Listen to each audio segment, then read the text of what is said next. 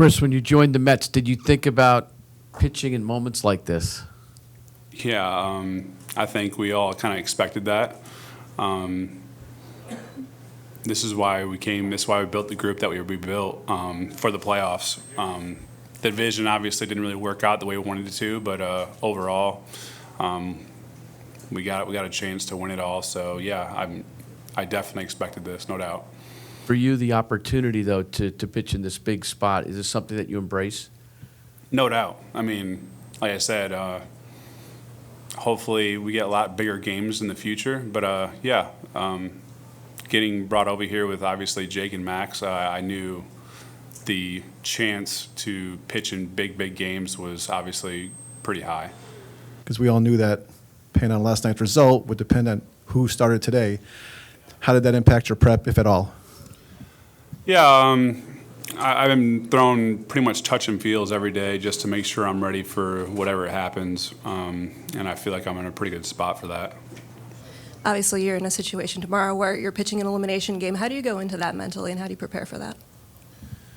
Yeah, I think you just got to kind of try to be yourself as best as you possibly can. Obviously, the moment's going to be pretty big, hopefully as long as we get there. But I think whatever team can kind of try to be themselves the most will have the advantage. Chris, did you take anything away from that start in Atlanta in terms of just dealing with the moment with the adrenaline, things like that? Yeah, I would say kind of going back to it, looking at it, I think I tried a little too hard in that game. Instead of just kind of pitching my game, being myself, I felt like I was overthrown at times, not attacking the zone, not being in the zone, walking too many guys, and I just think it was just me just trying, like I said, too hard instead of just trusting your ability, trusting your stuff, and really just pounding the zone, and then just whatever happens. That's who I am. I'm a contact pitcher, and walking guys is not really acceptable for me. So yeah, I think tomorrow it's just more so just, like I said, just trusting your stuff and just being in the zone and just trusting the defense behind you. During the course of a long season, you don't have these kind of atmospheres. You don't have the finality of losing and then your season be done. Is the psychological part? Is it a tangible thing you guys can feel in games like this during the playoffs? And anyone that says no is a liar. I'll tell you that. Yeah, 100%. I've told a lot of the guys on the team that haven't been in the playoffs. I say, listen, like whoever can just be themselves the most, I think, has the biggest advantage. The moment's already massive. Adrenaline's already. You don't need Red Bulls anymore. Like, you're good. But yeah, whoever can just be themselves and not, like, the crowd's already going to be crazy. You can't kind of ride the crowd. You just got to be yourself, and that's it. I think, like I said, whoever can just make the moment not as big as it is going to have an advantage there. So what really sticks out to you about this San Diego lineup? I would say it's very similar in the aspect of the Braves lineup, where it's just 1 through 9. There really is no let up. That's one of the biggest things for me when I see them is just a lot of lineups in the big leagues. You kind of get through a part of the lineup, and then you not say have easy outs, but not a lot of damage or whatever it may be, maybe singles, and you just hope the bottom of the lineup doesn't carry to the top.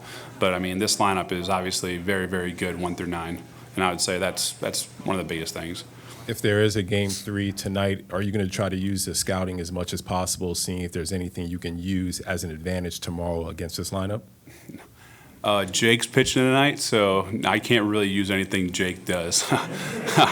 I mean, I wish I had Jake stuff, but I don't. So, no, I'm just going to kind of be you guys and just enjoy the moment and have fun tonight and just enjoy, obviously, a great pitching matchup against two great teams, and just, like I said, just enjoy the moment tonight. When you got traded to the Mets in March, what did you initially think about not only being traded, but being traded to this team? And then what has your experience been like with this organization since then? Yeah, when I got traded over, it was like okay, here we go. But just the reason I say that is, like, in my opinion, there isn't a harder city in our country to play a sport. New York is an absolute just gauntlet every night. So mentally, I kind of thought I was mentally tough enough to handle New York. But I'm very grateful for the opportunity to be playing for a team like the Mets, just because I've kind of proven to myself, okay, you can handle it. You can handle the scrutiny, you can handle the boos, you can handle all that stuff. So yeah, looking back at it, I'm thankful for that. Mentally, it's toughened me up a lot. Handling stuff, I've definitely made mistakes, but overall, it's just, like I said, looking back at the trade, looking back at the year, I'm so proud of this group. With everything that we've gone through with Jake early, Max throughout the year, and still being in this position, it's, like I said, I'm very thankful to be part of this group. With free agency likely to come for you after this season, what is your degree of interest in staying here? Yeah, not to make it short, but this group's very special to me. I like it a lot, but I'm not focused even one bit on free agency. I'll deal with that when we're done. Hopefully, we're done not for a while, but I really haven't put a ton of thought of it, just because so much of that's out of my control. No matter what team I love or want to go to, they gotta mutually do the same. So, yeah, we haven't thought or worried one bit about free agency. We're worried about today. We're worried about tomorrow, and that's it.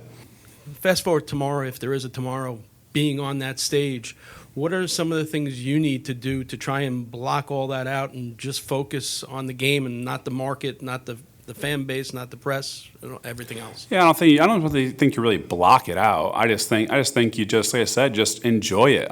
Go out there, look around, like, man, this is why we work so hard. This is why we're playing through broken fingers and injuries and stuff like that. This is why we do what we do. Everyone wants to be in these spotlights. So I don't think you block things out. It's more so just enjoy it. Just have fun with it. And then go out there and, like I said, just be yourself, trust yourself, and just whatever happens, happens. But yeah, just have fun with it.